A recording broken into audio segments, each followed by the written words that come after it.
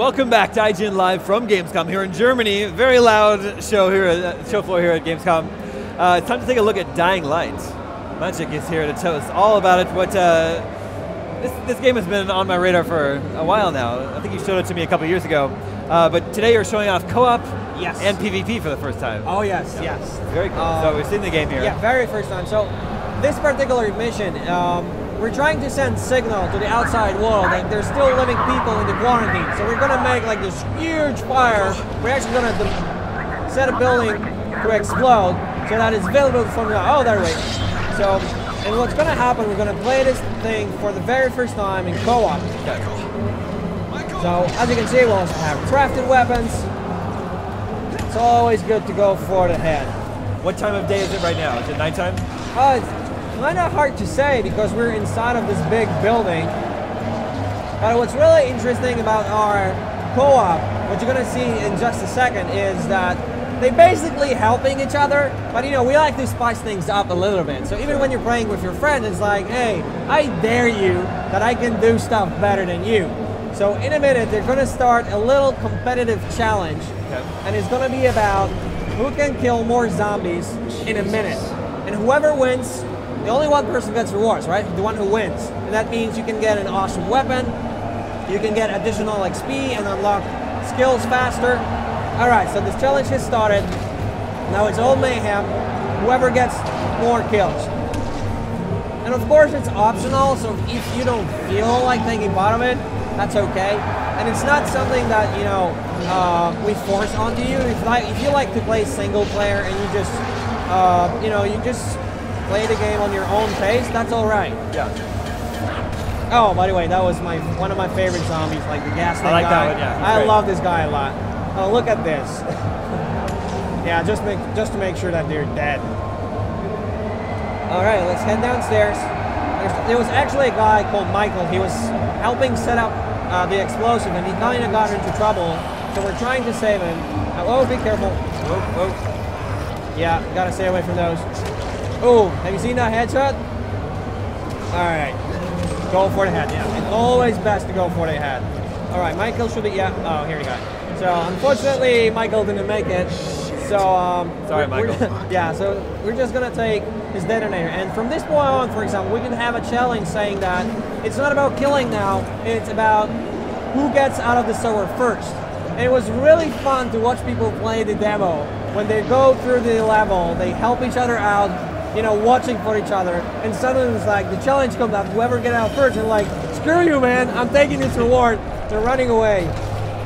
Are there going to be on-screen prompts for these challenges? Yes, yeah. Okay. So there's a little prompt that says, hey, there's a challenge at this place, you want to take it? And somebody's initiated, and then the other people say, okay, I want to participate.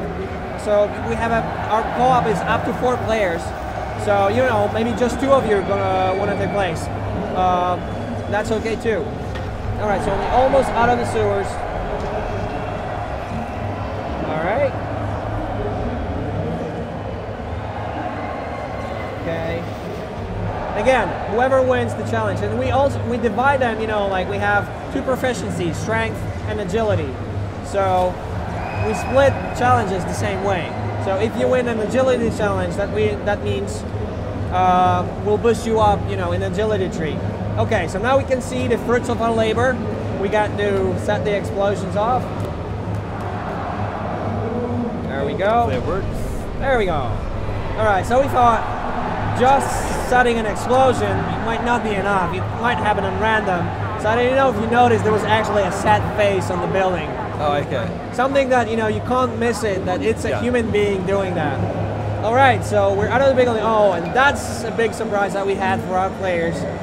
So this is the very first time that we're showing a zombie player invades the game.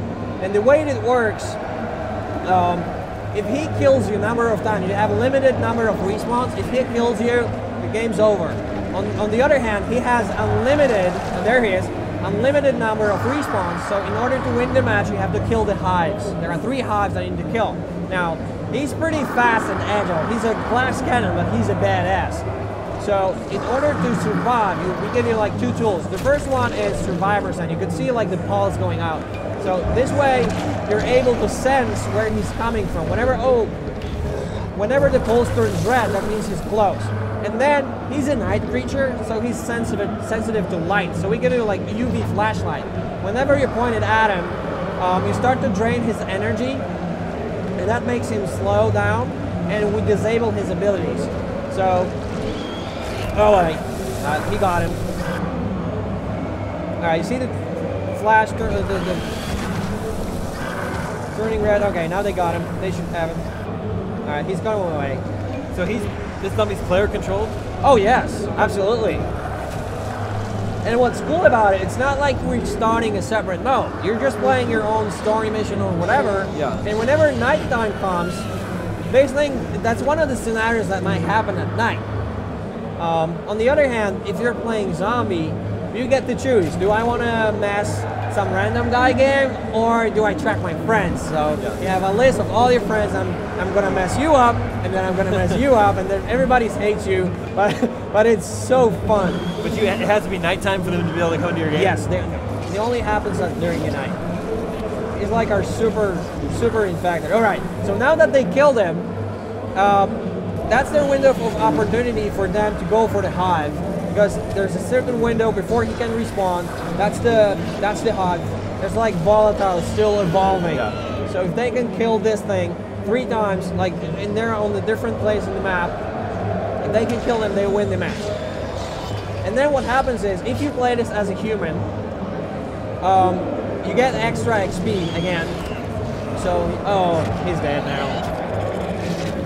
So, I'll come back to the XP right away, because since he's a glass cannon, he can't really face them like head on. He's the best when he can make them scared and try to separate them.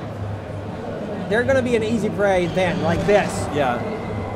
So coming back to the XP, when you win, you get extra experience, but on top of that, you also get access to special crafting materials.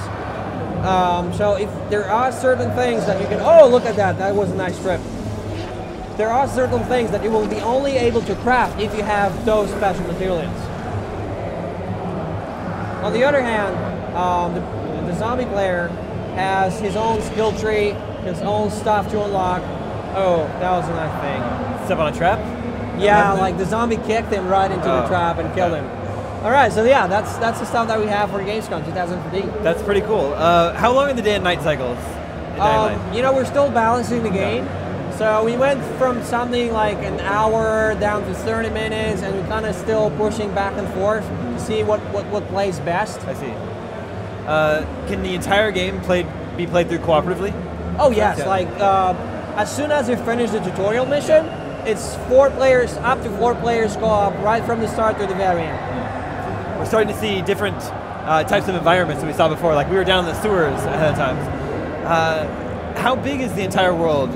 Or maybe a better question is, how long does it take to just run across? I'm going to answer differently. I'm going to give you a comparison. We have like 2 really big areas and then a lot of smaller ones. But each one of the big ones is actually bigger than everything we had in the island.